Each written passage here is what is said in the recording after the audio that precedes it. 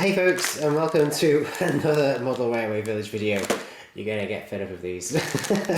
This is number 13, and it comes with a massive tree, as we can tell. It's pretty obvious.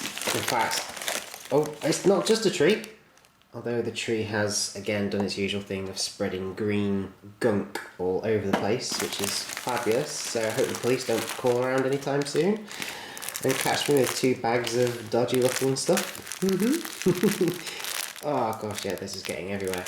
Obviously, okay, this is some sort of scenery, some sort of, I don't know, it's like I guess it's a grass or a lichen or something.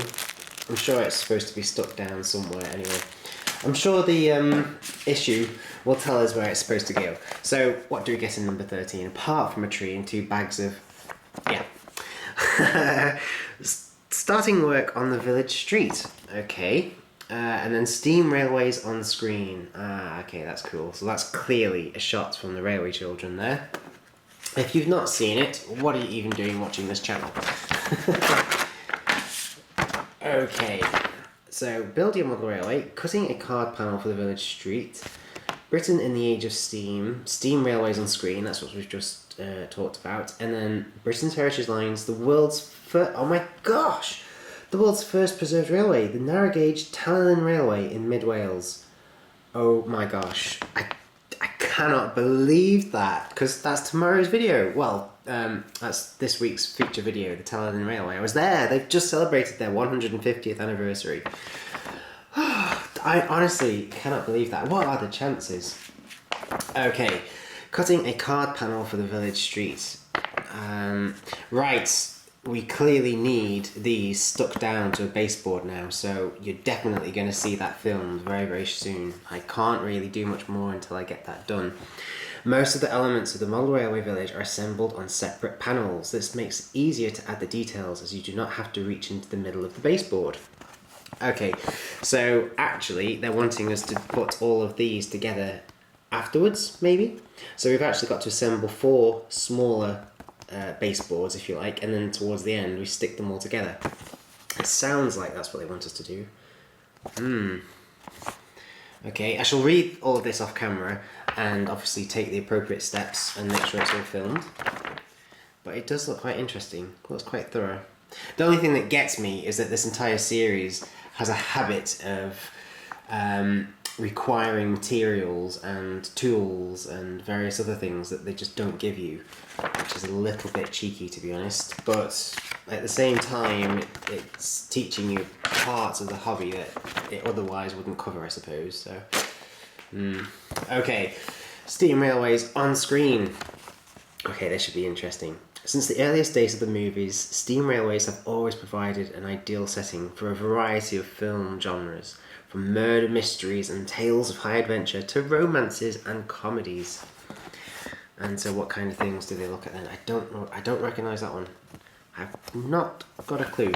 Let's see. A scene from the 1937 Oh, Mr. Porter, starring from left to right Graham Moffat as Albert Moore Marriott. No, I have heard of it. I have heard of it, but I've never seen it. There's quite a few films with trains in. Quite a few. In fact, Under Siege 2 was on last night. It's, okay, admittedly, Under Siege 2, Railway Children. Under Siege 2, Railway Children. Yeah, there's a bit of a difference. Yeah, there's a bit of a difference. But, you know, they're both based around trains. That's at least something in common. Oh, wow. Brief Encounter. Oh my gosh, I can feel myself welling up inside. Look, folks, if you have not seen Brief Encounter, go and see it. It's awfully good. It's frightfully beautiful.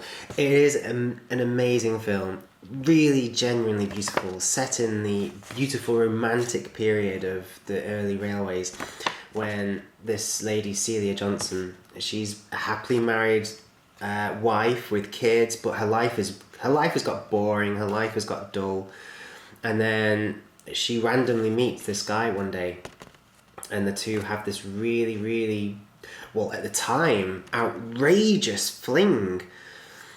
This is like a Barry Norman segment, isn't it? It's like I'm doing or Jonathan Ross. It's like I'm doing film 2015. So my apologies, but I'm just so passionate about this film. It's so good. It really is beautiful. You might not appreciate it at 8 years old or even 18 years old, but as you grow up and you fall in love and then fall out of love and fall in love again, and as you go through all of those things, this film makes so much sense. It genuinely is amazing. And it's great to see all the steam, and it all happens around a train station with all these steam trains rushing through.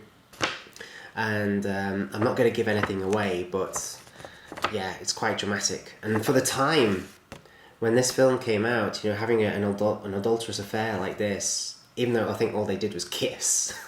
I mean, that's hardly worth going on Jeremy Kyle for. But back in the day, that was outrageous. And so people loved it. They absolutely loved it. So yes, do go and watch Brief Encounter. Buy it, order it, download it. Just make sure you watch it. It's really, really good. And it all takes place around Carnforth Station up in, I think it's Lancashire. Really, really beautiful. I don't know if it's quite like that anymore, but... And there's another classic, the Titfield Thunderbolt. People keep asking me to look at the Titfield Thunderbolt train sets. Both Hornby and Bachmann did one. So I will try and get hold of one of those maybe over the summer or the autumn and see if I can do a video on it. But yes, very, very, very good film. Beautiful film, really funny, about this little village that tries to keep the railway service going, even though it only carries like 3 passengers a month or something. Really, really funny film, really funny, and a classic tale of the train winning over the bus. So that's really cool. I like that. Definitely one to watch. Oh my gosh, that was like the 39 Steps. It is the 39 Steps with Kenneth More. Kenneth More, brilliant actor. Really good film, folks. Watch the 39 Steps. It's only got a small railway scene in it, and that's the Forth Railway Bridge in Scotland. That's where I think the whole train is being pulled by an LNER A4 Pacific, and he's being chased by he's being chased by spies and the British government. He has to jump off the train, and then he hides in the bridge, and then jumps into the water, and oh gosh, it's amazing that he escapes, because basically he's uncovered some information, and some guys want to do away with him because of what he's found out. But he's a good guy. He's a really good guy, and he's very, very clever. Very clever, and justice does win out in the end. So, very, very good film, The 39 Steps. I don't know why it's called The 39 Steps, but it's nothing to do with ladders or staircases. But honestly, genuinely, fantastic film, especially the scene with the A4 rushing over that bridge. Beautiful.